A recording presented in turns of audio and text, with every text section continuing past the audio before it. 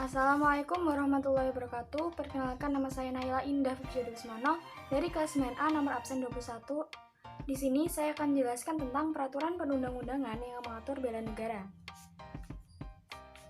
Sebelum itu, saya akan menjelaskan tentang apa itu bela negara. Bela negara adalah sikap dan perilaku warga negara yang dijiwai oleh kecintaannya kepada Negara Kesatuan Republik Indonesia yang berdasarkan Pancasila dan Undang-Undang Dasar 1945 dalam menjalin kelangsungan hidup bangsa dan negara yang seutuhnya. Peran penting bela negara dapat dikuak secara lebih jernih dan mendalam melalui perspektif pertahanan. Keutuhan wilayah Indonesia beserta seluruh sumber daya, kedaulatan dan kemerdekaannya selalu terancam oleh agresi asing dari luar dan pergolakan bersenjata dan dari dalam. Kalau ancaman ini menjadi nyata dan Indonesia tidak siap, semuanya bisa kembali ke titik nol. Selanjutnya, dasar hukum bela negara. Mengapa harus ada hukum yang mendasari bela negara? Jawabannya yaitu bela negara merupakan salah satu upaya dan propaganda yang dilakukan oleh pemerintah untuk mempertahankan kedaulatan rakyat di Indonesia. Namun, bukan berarti pemerintah dengan seenak dan semaunya sendiri tiba-tiba mengadakan upaya bela negara ini. Ketika pemerintah hendak melakukan sesuatu, harus ada dasar hukum yang jelas dari sesuatu itu. Hal yang sama berlaku ketika pemerintah menggalakkan bela negara. Terdapat beberapa dasar hukum bela negara di Indonesia. Di sini saya hanya akan menjelaskan 2 dari 3 dasar hukum yang ada di Indonesia, yaitu 1. Undang-Undang Negara Republik Indonesia tahun 1945, 2. Ketetapan MPR, dan 3. Undang-Undang. Undang-Undang Dasar Negara Republik Indonesia tahun 1945 yang pertama ada pasal 27 ayat 3 UUD 1945 hasil amandemen yang berbunyi, setiap warga negara berhak dan wajib ikut serta dalam upaya pembelaan negara. Makna yang terkandung yaitu setiap warga negara memiliki hak untuk mendapatkan perlindungan dari negara serta wajib untuk ikut serta dalam upaya pembelaan negara. Membela negara tidak harus dalam wujud perang, tetapi bisa diwujudkan dengan cara lain seperti 1. Ikut serta dalam mengamankan lingkungan sekitar seperti siskamling. 2. Ikut serta membantu korban bencana di dalam negeri. 3. Belajar dengan tekun pelajaran atau mata kuliah pendidikan kewarganegaraan atau PKN. 4. Selalu menaati dan melaksanakan peraturan. Selanjutnya ada pasal 30 ayat 1 UUD 1945 yang berbunyi, tiap-tiap warga negara berhak dan wajib ikut serta dalam pertahanan dan keamanan negara. Makna yang terkandung yaitu setiap warga negara mempunyai hak untuk mendapatkan keamanan dari negara dan mempunyai kewajiban untuk melakukan upaya pertahanan negara Indonesia. Upaya pertahanan dan keamanan haruslah menjamin tercegahnya atau teratasinya hal-hal yang langsung atau tidak langsung dapat mengganggu jalannya pembangunan nasional.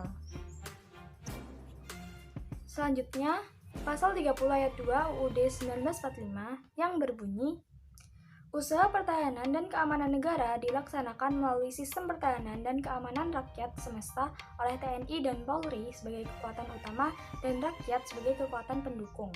Makna yang terkandung yaitu usaha pertahanan keamanan negara dilakukan TNI dan Polri sebagai kekuatan paling besar yang bertugas untuk menjadi keamanan dan ketertiban masyarakat. Sedangkan tugas rakyat yang mempunyai kekuatan pendukung adalah tidak melakukan hal-hal yang dapat menghambat atau memberi ancaman pada keamanan NKRI.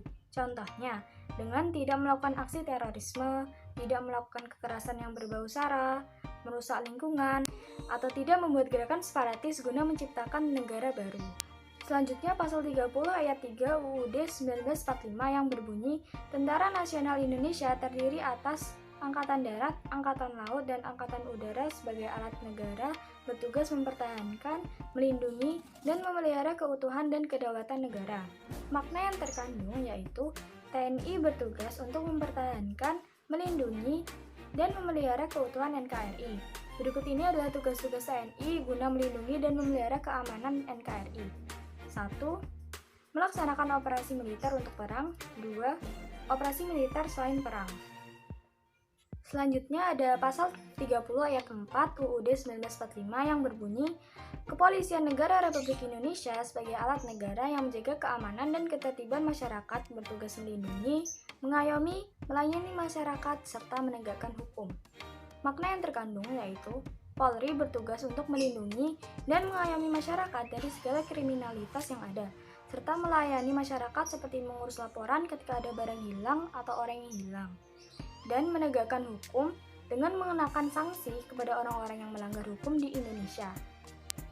Yang terakhir ada pasal 30 ayat 5 UUD 1945 yang berbunyi, susunan dan kedudukan Tentara Nasional Indonesia, Kepolisian Negara Republik Indonesia, hubungan kewenangan Tentara Nasional Indonesia dan Kepolisian Negara Republik Indonesia di dalam menjalankan tugasnya.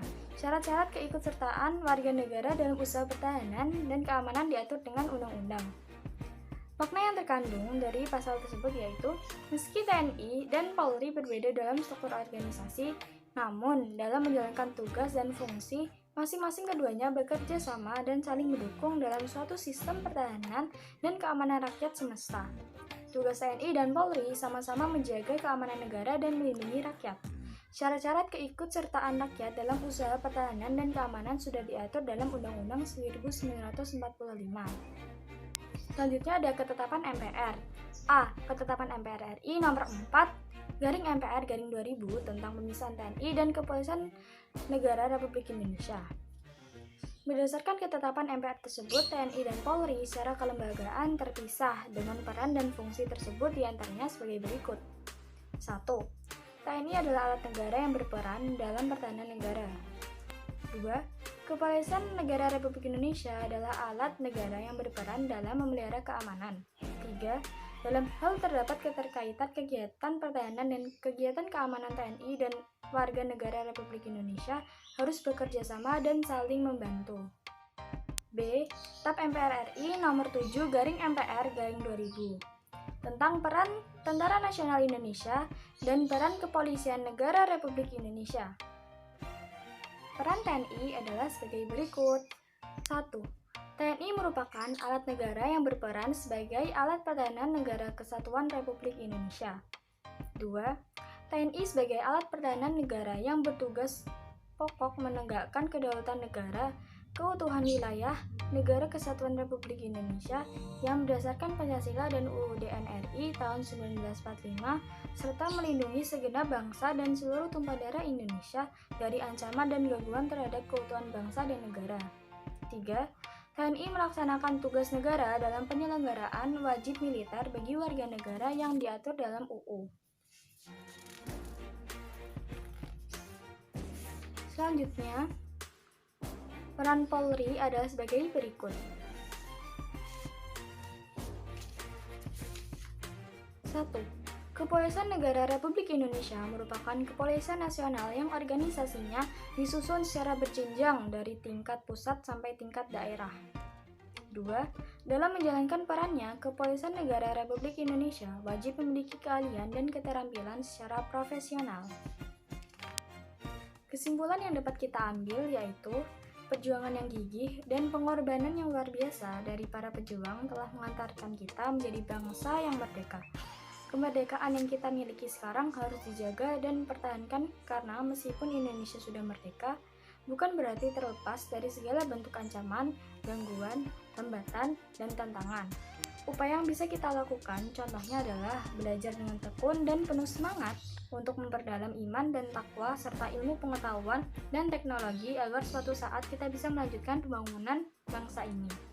Sekian dan terima kasih atas perhatiannya. Mohon maaf bila ada salah kata. Wassalamualaikum warahmatullahi wabarakatuh.